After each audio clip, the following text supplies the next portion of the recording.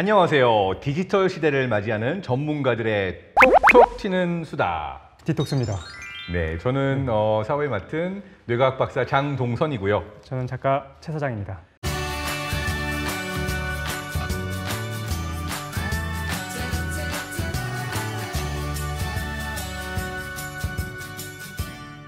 오늘 저희가 이제 3회차를 맞이했는데 정말 특별하게 힘들게 모신 두 분 소개부터 하고 시작하도록 하겠습니다.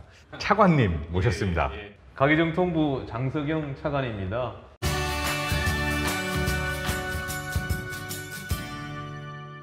또 한 분 모시게 됐습니다. 플랫폼 사업 부문을 맡고 계신 대표님이라고 들었습니다. 기업들 혁신을 공급하는 일을 하고 있습니다.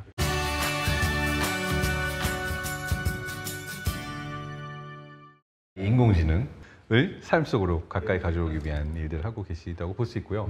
또 정부에서 저희 차관님께서 ICT 분야, 그러니까 대한민국의 IT 강국이라고 얘기를 하지만 이 ICT 분야를 진짜 30년 넘게 이끌어 오신 최고의 전문가 중에 한 분이라고 들었습니다. 과찬이십니다. 그래서 오늘 저희가 이야기하고자 하는 주제 중에 하나가 앞으로 미래를 대한민국이 어떻게 만들어 나갈 것인가, 디지털 대전환, 디지털 신산업을 다뤄봤었는데 오늘의 첫 번째 키워드는 바로 디지털 뉴딜입니다.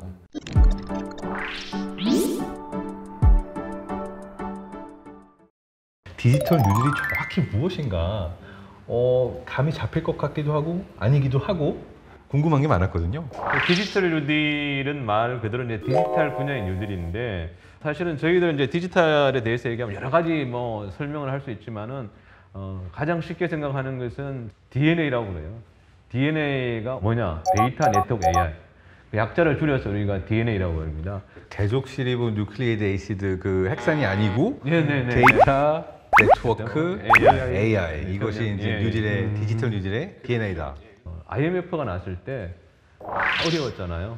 그때 우리 정부에서 초고속 인터넷을 깔았어요. IMF 다 경제 위기로 어려울 때 초고속 인터넷을 깐 나라가 없었어요. 인터넷 고속도로라고 부르지 않았나요? 그렇죠. 네, 맞아요. 그 다음부터 우리가 정보통신 강국이 될 수 있었고 지금 보고 있는 우리 네이버니, 카카오니 이런 인터넷 기업이 나올 수 있었던 거거든요. DNA 중심으로 디지털 뉴딜을 하게 되면은 앞으로 10년, 20년 글로벌 변화에 디지털 트랜스포메이션이라고 하는 이런 변화에 우리가 우리 기업들이 우리나라가 앞서 나갈 수 있을 것이다. 그런 준비를 하기 위해서 우리가 디지털 뉴딜을 준비를 한 거죠. 또 구체적인 사업이 또 있나요? 우리가 이제 모든 산업과 생활을 이제 디지털 트랜스포메이션 전환시키는 것들이 이제 중요한 영역인데 그 안에는 그래서 비대면 이런 산업 기반에 대한 것을 육성한다든지 또는 온라인 교육에 대한 인프라도 만들어야 되고 결국은 우리 모든 산업의 기반이나 이런 생활이 디지털화되면 그 안에 그런 데이터들이 만들어지고 그 네트워크를 통해서 연결되고 거기서 그런 것들을 어떤 패턴들이나 이것들을 학습하고 AI 기술들이 다시 우리 삶을 윤택하게 만들 거거든요. 굉장히 거기 많은 것들이 일어날 겁니다. 지금 교육과 의료와 다른 쪽까지 다 연결이 돼 있을 것 같아요. 이게 정말 사회 전체를 변화시키는 이런 프로젝트가 디지털 시키는 게 쉽지 않을 것 같은데 스텝 바이 스텝 전략을 짠다면 저희가 이제 처음 해야 되는 것 중에 왜 데이터 댐 사업이 예를 들어서 중요한 것인지 설명해 주실 수 있을까요? 우리가 다 알잖아요. 댐이 뭔지는. 소양강댐, 팔당댐, 여러 계곡에서 온, 여러 산에서 온 물들이 모여 있는 게 댐이잖아요. 그래서 데이터 댐이라는 거는 여러 군데에서 데이터가 오면은 그 데이터를 모아가지고 인공지능 학습용으로 만들어 놓으면은 그 데이터가 농업, 뭐 교육, 의료, 복지, 도시, 공장 다 이렇게 쓰이면서 우리 국민들이 좀 더 편리하게 이용할 수 있게 되는 그런 게 된다는 것이 이 데이터 댐의 어떤 기본적인 개념이라고 보시면 되겠습니다.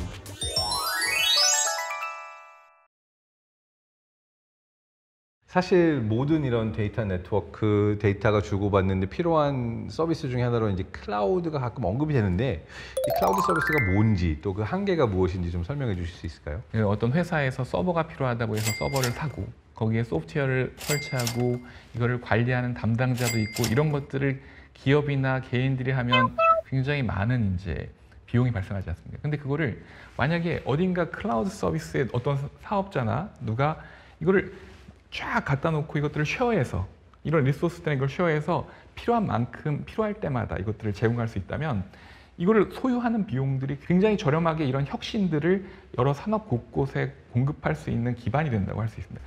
데이터뿐만 아니라 소프트웨어, 서비스, 기능 모든 것들이 이 안에서 동작하기 때문에 이 데이터를 내려받지 않고도 그 결과를 보고 이렇게 하는 거거든요. 클라우드 안에서 동작하는 겁니다. 예를 들어서 결제 기능이다, 뭐 이메일, 회사 내 이메일 기능이다, 이런 걸 소프트웨어를 굳이 살 필요가 없는 거예요. 회사를 위해서 살 필요 없이 그거는 클라우드 센터에서 소프트웨어를 서비스로 받아서 한 달에 얼마씩만 내면 돼. 그러면 내가 따로 이걸 다 사는 것보다 훨씬 싸게 그렇게 운영을 할 수 있는 거고. 어떤 의미에서 우리나라에서는 이 과정들이 조금 더 빠르게 갑자기 굉장히 빠르게 진행되는 느낌이 조금 들기도 해요. 사실 이제 크게 봐서 이 4차 산업혁명, 이게 거스를 수 없는 추세다. 그래서 대통령 직속으로 4차 산업혁명위원회를 만들어서 거기는 뭐 정부 부처뿐만 아니라 여러 분야의 전문가들, AI 전문가, 빅데이터 전문가, 블록체인 전문가, 뭐 또 스타트업 이런 분들이 같이 모여서 4차 산업혁명에 대한 큰 그림을 정부에서 이제 그렸습니다. 중국 같은 경우도 중앙 정부가 빠르게 어떤 속도를 내 가지고 우리가 인공지능 전문가를 기르겠다, 시스템을 만들겠다라고 어떤 정부 주도형 시스템을 가지고 움직이고 있는데, 그렇다면 우리 정부가 중국 정부와 비슷하게 가는 건지 아니면 어떤 차이점이 있는지 이런 것도 좀 궁금합니다. 저희들 생각에 이제 사실 미국이나 중국의 인공지능 전문가가 제일 많습니다. 제일 많고 두 나라 빼고 나머지는 그렇게 많지 않아요. 이제 시작 단계. 그래서 작년에 우리가 과계정통부 주도로 해서 석박사 과정에 세계 최고의 인공지능 인재를 키우려고 그렇게 이제 국내에 대학들을 선정을 했습니다. 그래서 저희들 생각으로는 그게 미국이나 중국만큼은 없지만은 지금 현재, 그렇지만 인공지능 대학원을 중심으로 해서 인재를 키워 나간다면은 그렇게 늦진 않았다. 그렇게 생각을 하고 있습니다. 그 게다가 지금 사실 이게 인공지능 인재가 만들어지려면 결국 그 재료, 뭔가를 해볼 수 있는 재료가 필요한데 그동안에는 그런 게 많지 않았어요. 이번 정부에서 데이터 3법이 통과되면서 뭐 개인정보보호법이나 뭐 정보통신망법이나 신용정보보호법 같은 것들을 문제를 최소화하면서도 그 데이터를 활용할 수 있는 방법들을 열어놓게 됨으로써 그 데이터가 이제 다양한 인재들, 다양한 학교에 의해서 그것들을 공부하는 데 사용될 수 있는 가능성도 이제 열린 거죠. 요즘의 세대들이 조금 더 재미있게 맞아요. 데이터를 접할 수 있는 방법도 고민을 해주셨으면 네. 너무 좋을 것 같습니다.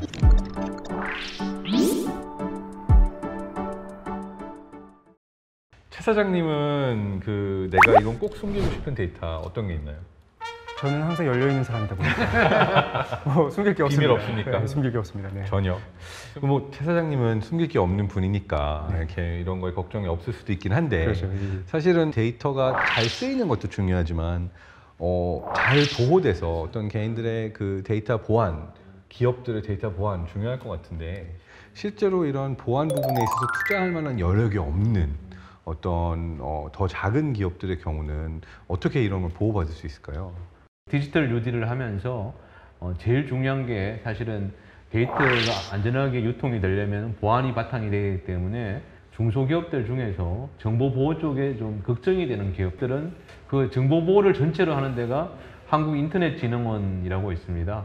그 인터넷진흥원에 보호나라 들어가면은 신청을 할 수 있어요. 신청을 하면은 전문가들이 나가서 컨설팅을 해줍니다. 우리 회사에는 어떤 점이 부족하고 이 대책 이걸 어떻게 하면 좋을지를 해주는데 원래 한 500개 기업 정도 할 수 있는 그런 준비가 되어 있어요. 무료입니까? 네? 공짜인가요? 그렇죠, 정부에서 공짜죠. 정부 예산으로 하는 거니까 뉴딜 일환으로 한 거니까.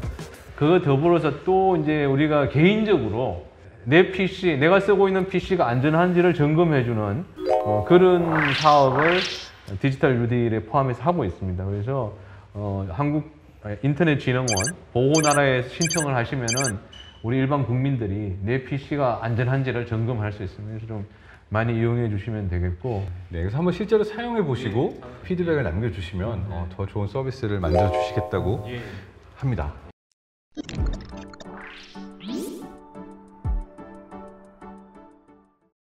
다음 키워드는 5G. 그리고 아직 못 들어보셨을 수도 있겠지만 6G까지 쓰지. 네. 그래서 이 5G와 저도 잘 모르는 6G에 대해서 한 번 더 이야기를 들어보도록 하죠. G는 잘 아시겠지만 제너레이션, 세대라는 겁니다. 그래서 이제 전 세계적으로 이제 핸드폰이 나왔을 때부터 사용하는 기술에 따라서 우리 이제 국제전기통신연합이라고 이 통신 관련해서 어떤 표준을 정하고 이런 데서 이름을 이렇게 붙인 거예요. 첫 번째 세대다, 두 번째 세대다. 예를 들면 첫 번째 세대는 그냥 통화만 된 거예요. 목소리만 되는. 네. 두 번째 세대는 2G는 문자가 간 거예요. 3G에서는 이제 영상 통화 이게 된 거고, 4G에서는 이제 동영상이 된 거고, 네. 5G에서는 우리가 이제 VR이나 AR이 될 수 있을 거다. 이거 들었던 설명 중에 제일 쉬운데요? 그러니까요. 그렇게 하고 있는데, 5G를 작년에 4월 3일 날 세계 최초로 우리가 상용화를 했습니다. 지금 5G도 잘 안 되고 있는데 무슨 6G냐 이렇게 이제 많은 분들이 얘기를 할 수 있어요. 근데 5G도 그냥 작년에 갑자기 5G가 된 게 아니고 그 전에 한 7년 8년 정도 연구 개발 R&D를 해서 5G가 작년에 된 겁니다. 전 세계적으로 지금 아마 18년 이럴 때부터 또 6G R&D 연구 개발을 하고 있어요. 지금 6G를 얘기하는 거는 2028년 정도에 상용화가 될 수 있는데 그때 앞서서 미리 지금부터 연구 개발을 해야 된다. 기초를 닦아야 된다. 그런 점에서 6G 연구 개발, 6G 표준을 우리가 얘기를 하고 있습니다. 그러니까 제가 한번 정리를 하고 가도록 할게요. 그러니까 우리가 디지털 뉴딜, 그러니까 삶 속의 대전환을 맞이하기 위해서는 데이터와 인공지능이 중요해요. 국가에서는 지금 데이터댐이라는 사업을 통해서 이 데이터들을 라벨링하고 사용할 수 있도록 하는데 문제는 아무리 많은 데이터가 있어도 이 데이터가 서로 전송이 되잖아요.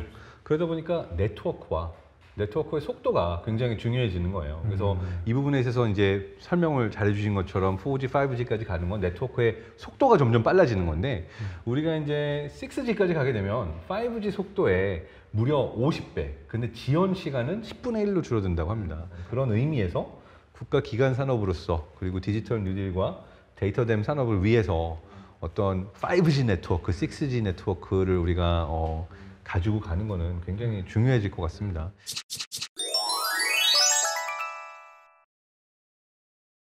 삼 회에 걸쳐서 저희가 이제 디지털 대전환, 디지털 트랜스포메이션, 그리고 디지털 신산업, 그리고 오늘 이제 마지막 시간에서는 차관님과 대표님 모시고 저희가 디지털 뉴딜에 대해서 이야기를 했는데요. 오늘 말씀 나누시면서 뭐 어떤 생각이 드시고 오늘 어떻게 마무리하는 말씀을 해주실 수 있을까요? 어려운 분들이 너무 많습니다. 그래서 정부에서 어떻게 하면은 이 어려운 분들 이게 좀 조금이라도 이렇게 도움이 될 수 있는 일이 있을지 찾으면서 나온 게 디지털 뉴딜, 한국화 뉴딜입니다. 그래서 이걸 통해서 중요한 거는 결국은 생태계를 만들어 나가는 거. 우리 기업들에게 기회가 되어야 결국은 우리 산업이, 우리 국민들이, 우리 경제가 좋아질 수 있습니다. 우리 기업들에 더 관심을, 우리 솔루션에 더 관심을 가져주셨으면 좋겠습니다. 네, 감사합니다. 대표님. 네, 여러 가지 이런 정부 자금을 통해서 이렇게 하지만 그걸 통해서 어떤 일들이 일어날지 우리가 상상할 수 없는 일들이 전 일어날 거라고 생각합니다. 특히 우리나라의 기업들이 효율적으로 이런 어려운 사태를 극복하기 위한 여러 가지 IT 기술들을 공급하도록 저희는 최선을 다하겠습니다.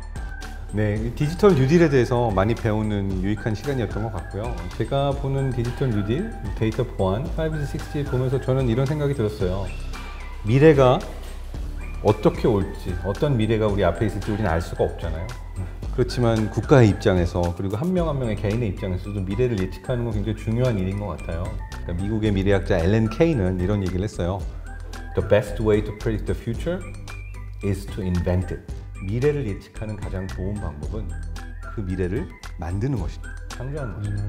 그래서 우리가 완벽하지 않을지라도 이런 기술들에 대한 관심을 계속 가지고 이것을 가지고 우리는 어떻게 보다 좋은 미래를 함께 창조할 수 있을지.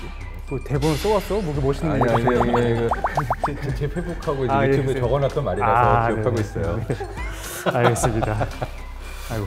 네, 너무 거창하게 마무리했네요. 지금까지 디톡스 디지털 시대를 맞이하는 전문가들의 톡톡 튀는 수다 함께했습니다. 함께해 주셔서 정말 감사합니다. 마치겠습니다.